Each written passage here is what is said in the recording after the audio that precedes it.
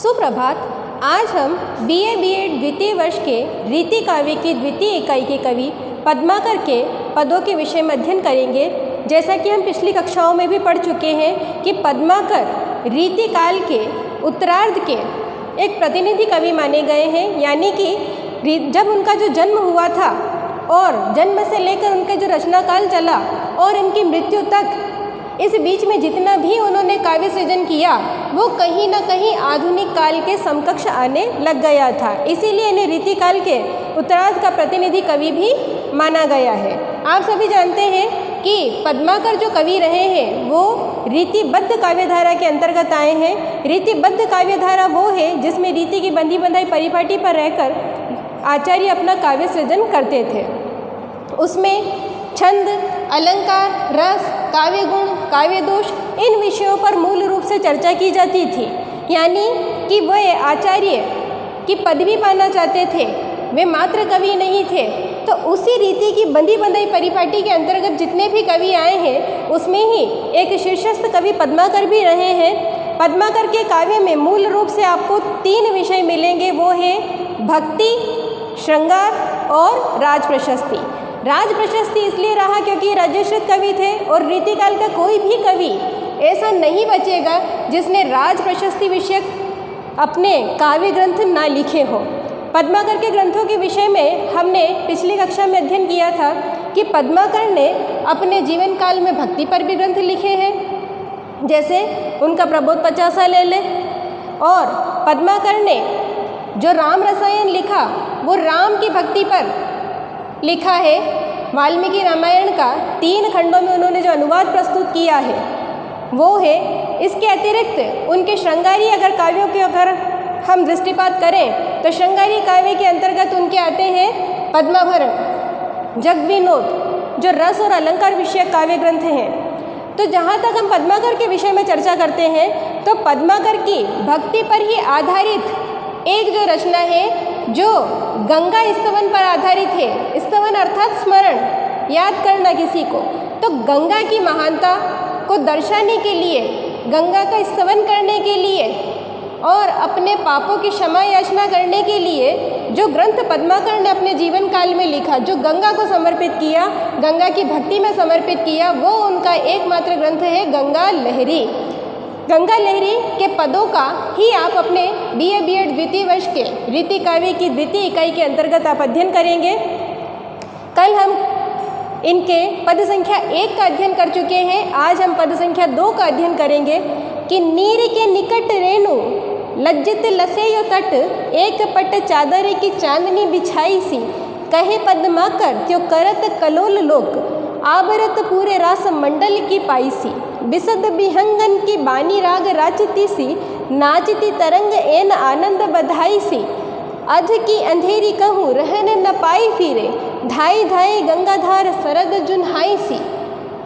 यानी इस पद संख्या 2 के अंतर्गत, जिसमें आप जानते हैं कि मूल रूप से विशेष बात आपको क्या स्मरण रखनी है कि ये गंगा स्तवन इसमें कर रहे हैं, गंगा की महानता, गंगा के गुणों की प्रशंसा कर रहे हैं कवि इसमें। तो वो ये बताने का प्रयास कर रहे हैं कि जो गंगा घाट पर जो रेत बिछी हुई है, उस रेत की महानता, उसकी शुभ्रता, उसकी धवलता किस प्रकार की है, वो किस प्रकार की दिखाई देती है और किस प्रकार से कृष्ण के रास मंडल से उसकी तुलना की गई है, उसका अध्ययन हम इस पद के अंतर्गत करेंगे।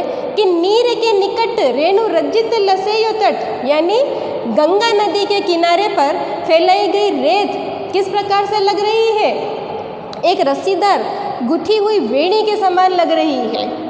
यानी किसी युवती के केशों को सुसज्जित रूप से बांध दिया हो, इस प्रकार से वो रस्सीदार गुथी हुई वेणी के समान लग रही है। क्या लग रही है? गंगा नदी के तट पर बिखरी हुई जो फैली हुई रेत है, उस रेत की प्रशंसा कर रहे हैं कि वो रेत एक रस्सीदार गुथी वेणी के समान लग रही है। एक पट चादर की चांदनी बिछाई सी, यानी गंगा की लहरें किस प्रकार की लग रही है? ऐसा लग रहा है कि पूरे समतल उसके आसपास में, उस पानी के आसपास में, उस अथाह जल राशि के आसपास में एक पूरी श्वेतिमा युक्त, सफ़ेदी युक्त एक धवल चांदनी की एक पूरी पट यानी एक परत बिछा दी गई हो। इस प्रकार से उस रेत की शोभा का वर्णन पद्माकर कर रहे हैं। कहे पद्माकर त्यो करत कलोल लोक, यानी इस तीसरी पंक्ति में कह रहे हैं कि गंगा की लहरों के विषय में पद्माकर कह रहे हैं कि गंगा की लहरें कैसे किलोल कर रही है। किलोल यानी ध्वनि करना, आवाज़ करना। तो गंगा की लहरें इस प्रकार से किलोल कर रही है, उसका वर्णन कर रहे हैं कि कहे पद्माकर त्यो करत कलोल लोक, यानी गंगा की लहरें ऐसे किलोल कर रही है कि जैसे वृंदावन ही चलकर स्वयं गंगा के किनारे आ गया हो। यानी जिस प्रकार से वृंदावन की शोभा होती है, उस प्रकार से गंगा की लहरों की शोभा का पद्माकर वर्णन कर रहे हैं कि वो लहरें इस प्रकार से आवाज़ कर रही हैं जैसे वृंदावन में जब कृष्ण का रास होता है और उस समय कैसी ध्वनि होती है, किस प्रकार की आवाज़ होती है, किस प्रकार से लोग उसमें मंत्रमुग्ध होते हैं, आनंदित होते हैं। उस दृश्य का वर्णन गंगा की लहरों के समकक्ष वो बता रहे हैं कि उसी प्रकार का आनंद गंगा की लहरें जो किलोले कर रही हैं, जो आवाज़ें कर रही हैं, उसमें पद्माकर कह रहे हैं कि मुझे वैसा ही आनंद मिल रहा है। आबरत पूरे रास मंडल की पाई सी, यानी जो गंगा की लहरें किलोले कर रही है, ध्वनि कर रही है, उसके लिए वो कह रहे हैं कि लहरों की टकराहट जो ऐसा लगता है कि जो आवाज़ होती है वो ऐसा लगता है कि कृष्ण की रास लीला में हम डूब रहे हो और वो लहरें उसी आनंद को लूटकर उमंगित हो रही हैं। यानी वृंदावन स्वयं चलकर तो गंगा घाट पर आ गया है, यानी गंगा के किनारे आ गया है, और साथ ही साथ ऐसा लग रहा है कि कृष्ण की रास लीला में डूबकर किलोले कर रही है। कौन? वो गंगा नदी की लहरें। यानी उनके मन में आनंद किस प्रकार का है, जैसे कृष्ण की रास लीला में वो मग्न हो रही हो। लहरों का तो काम ही नित्य प्रतिदिन बहना है, लेकिन पद्माकर अपनी कल्पना के माध्यम से प्रस्तुत कर रहे हैं कि मुझे ऐसा दृश्य लग रहा है कि ये जो लहरें हैं जो इतनी उमंगित होकर किलोले कर रही हैं, उनके उमंग के पीछे का मूल विषय ये है कि वो कृष्ण की रास लीला में डूब गई है। वहाँ पर कोई कृष्ण की रास लीला नहीं हो रही है। ये एक कल्पित विषय के माध्यम से पद्माकर अपने मन के मनोभावों को व्यक्त कर रहे हैं कि मुझे ऐसा प्रतीत हो रहा है कि वो व्यर्थ में किलोले नहीं कर रही है, वो व्यर्थ में ही इतनी प्रसन्न नहीं हो रही है। उस आनंद के पीछे विषय ये है कि कृष्ण की रास लीला का आनंद ले रही है गंगा नदी की लहरें। बिसद विहंगन की बानी राग राचती सी, यानी अब लहरों की आवाज़ों के विषय में कह रहे हैं कि जब लहरें टकराती हैं उस तट से तो ऐसी ध्वनि होती है कि जैसे बहुत सारे पक्षियों का एक झुंड फैल गया हो और वो आपसी कलरव कर रहे हो, वार्तालाप कर रहे हो, और उन पक्षियों के कलरव से जो एक मधुर राग फैलता है, जो मन को आनंदित उमंगित करता है, मन को असीम शांति पहुंचाता है। पद्माकर कह रहे हैं कि उन लहरों की टकराहट से एक ऐसी ध्वनि उत्पन्न हो रही है कि बहुत सारे पक्षियों का एक झुंड खड़ा हो गया हो या झुंड इकट्ठा हो गया हो, और उनके एक साथ ध्वनि करने से, उनके एक साथ किलोल करने से जिस प्रकार की मधुर ध्वनि फैलती है, वो मधुर ध्वनि मुझे उन लहरों के टकराहट से अनुभूत हो रही है। नाचती तरंग एन आनंद बधाई सी, यानी कह रहे हैं कि ऐसा लगता है कि नदी की जो लहरें हैं वो उछलती कूदती क्या कर रही है, एक दूसरे को गले लगा रही है। यानी एक लहर दूसरी लहर को गले लगा रही है।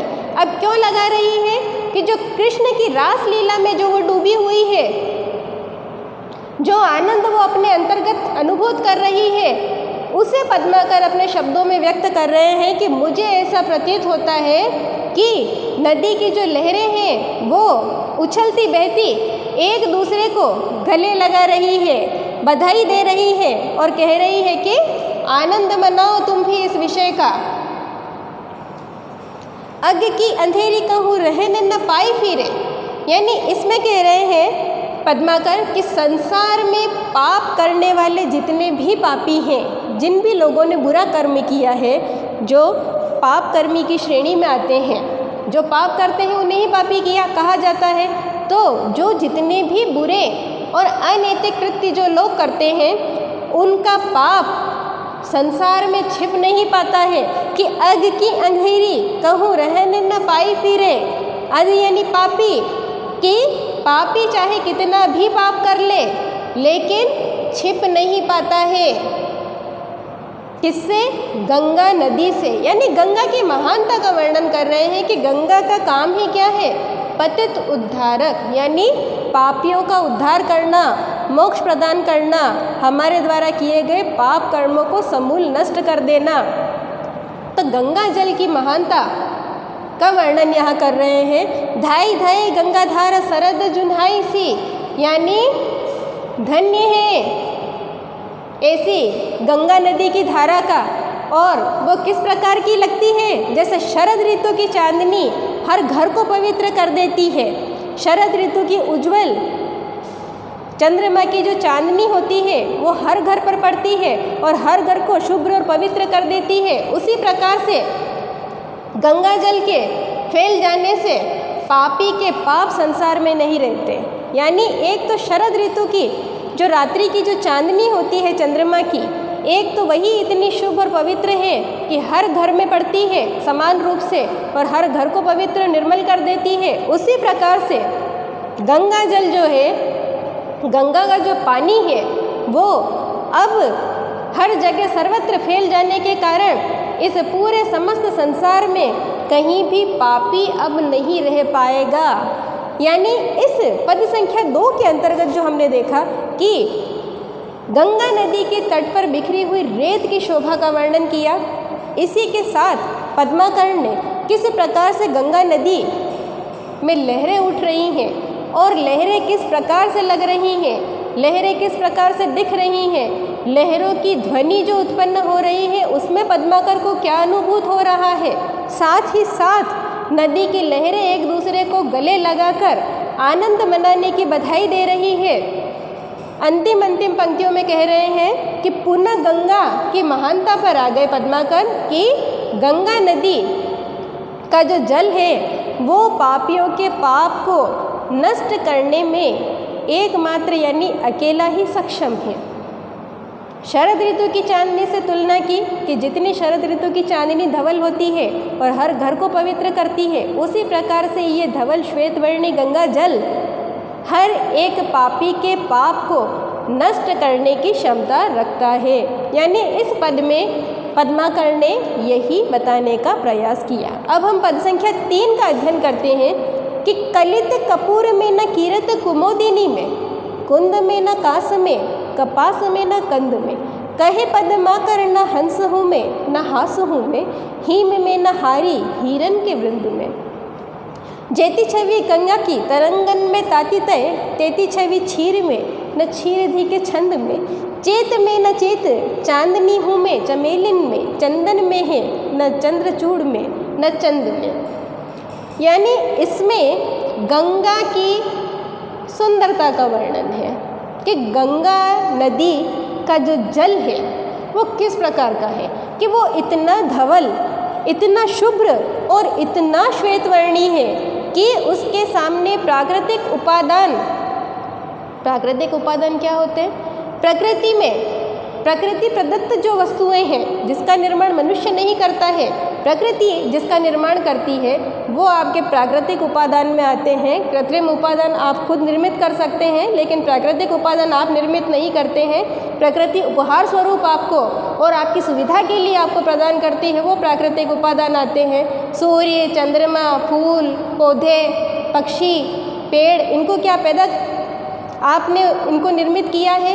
आपने निर्मित नहीं किया है, ये प्रकृति ने हमें दिया है हमारी सुख सुविधा के लिए।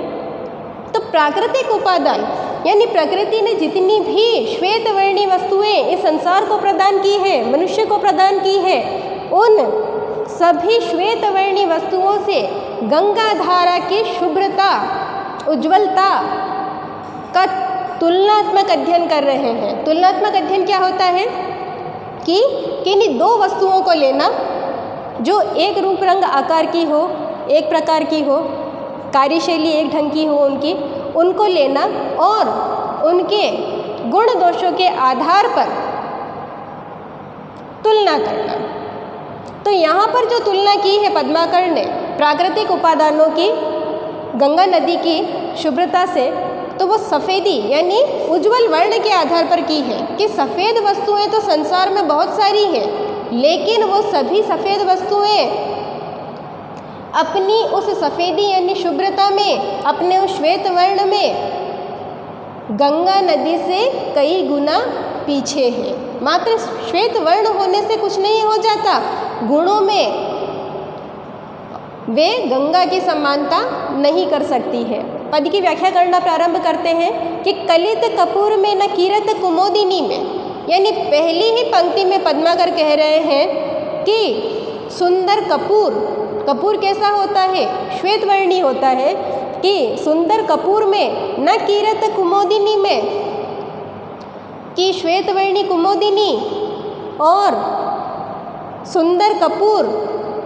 जो होते हैं, हर सफ़ेद वर्ण के जितनी भी प्रकृति की प्रदत्त वस्तुएं हैं उनसे इस पद में पद्माकर तुलना करेंगे। बहुत ही सुंदर पद है। गंगा की अगर सौंदर्य के बारे में कि पद्माकर ने जो प्रस्तुत किया है, बहुत महत्वपूर्ण पद है कि कलित कपूर में न कीरत कुमोदिनी में, यानी सुंदर कपूर में जो श्वेत वर्णी होता है उसमें भी नहीं, और कीरत कुमोदिनी में, और वो जो कीर्तिवान है कुमोदिनी जो श्वेत वर्णी है उसमें भी गंगा की समानता करने की क्षमता नहीं है।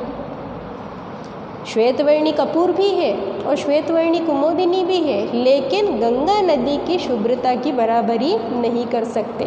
कुंद में न कास में, कपास में न कंद में, कुंद में न कास में, यानी कुंद भगवान विष्णु का एक प्रिय पुष्प है जिसे कुंद कहा जाता है। वो कुंद जो पुष्प है वो भी श्वेतवर्णी है। तो पद्माकर कह रहे हैं कि कुंद में न कास में, कास एक सफ़ेद घास होती है, उस घास को कहा जाता है कास। कपास, कपास आप सभी जानते हैं रुई जिसे कहा जाता है, सफ़ेद ही होती है। न कंद में और मूली के लिए कहा गया है कि श्वेतवर्णी चार वस्तुएं मैं आपके सामने प्राकृतिक उपादान में पद्माकर कह रहे हैं, मैं प्रस्तुत कर रहा हूँ कि भगवान विष्णु को प्रिय कुंद नामक पुष्प जो श्वेत वर्ण का होता है, कास जो सफ़ेद घास होती है, कपास जो श्वेत वर्ण की होती है, और न कंद में यानी मूली जो सफ़ेद रंग की होती है, वो भी गंगा नदी की धारा की श्वेत वर्ण की बराबरी नहीं कर सकते।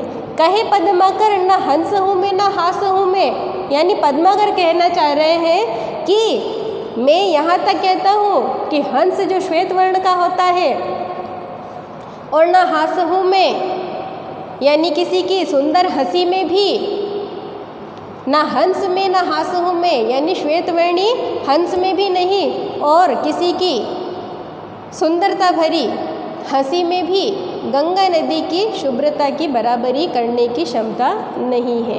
हिम में न हारी हिरन के वृंद में, हिम अर्थात बर्फ, बर्फ सफ़ेद होता है, उसके लिए कहा गया है कि ना तो बर्फ में और न हारी हिरन के वृंद में, यानी हिरण के समूह में भी वैसी शुभ्रता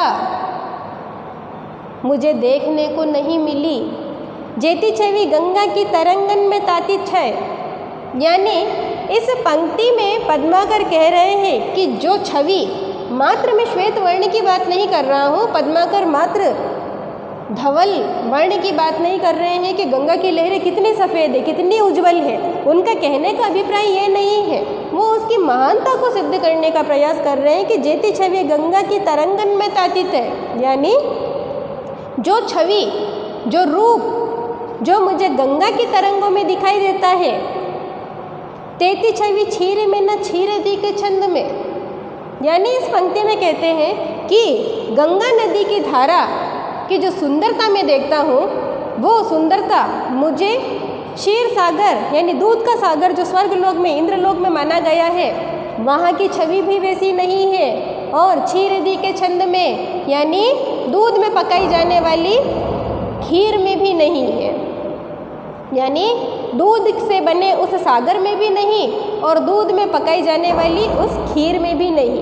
चैत में न चैत चांदनी हो चमेलिन में, यानी चैत्र की रात्रि की चांदनी भी गंगा नदी की शुभ्रता के आगे, सफ़ेदी के आगे, उज्ज्वलता के आगे, उसके रूप के आगे, उसके गुण के आगे क्या है?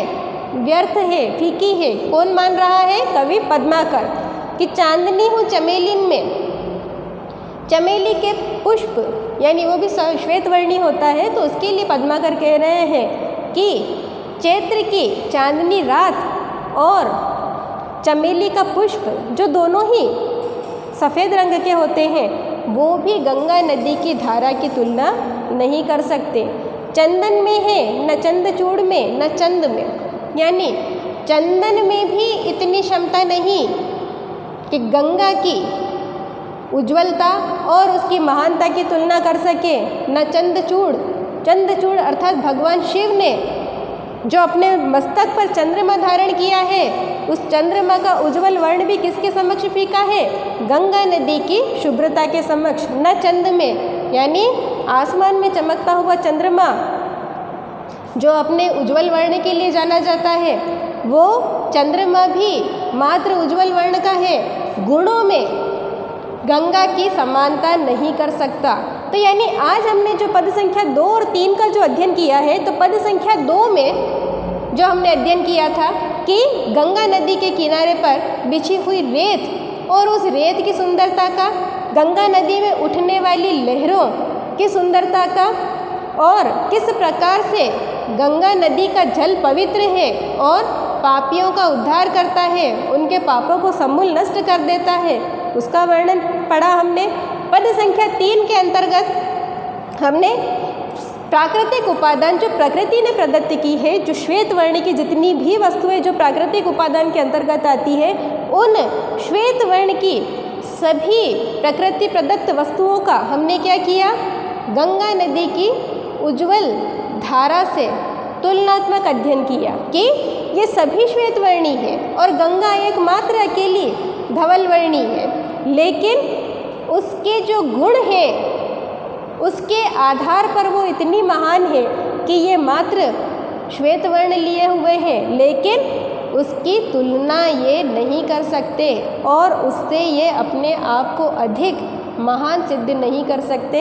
यानी दोनों ही पदों को अगर हम पढ़ें ध्यान से, तो अंतिम अगर इसका मैं निष्कर्ष निकालूं, तो निष्कर्ष रूप में अब मैं आपको यही कहना चाहूँगी कि दोनों ही पदों में अंत में पद्माकर यही भाव प्रदर्शित करना चाह रहे हैं कि गंगा नदी बहुत ही पवित्र नदी है और वही एक ऐसी नदी है जिसका जल इतना पवित्र है, यानी उसकी रेत भी पवित्र है, उसकी एक एक लहरें पवित्र हैं और उसका जल इतना अधिक पवित्र है कि पापियों के पाप को समूल नष्ट करने की क्षमता रखता है, मनुष्य को मोक्ष प्रदान करती है और इस संसार के भवसागर से पार लगाती है।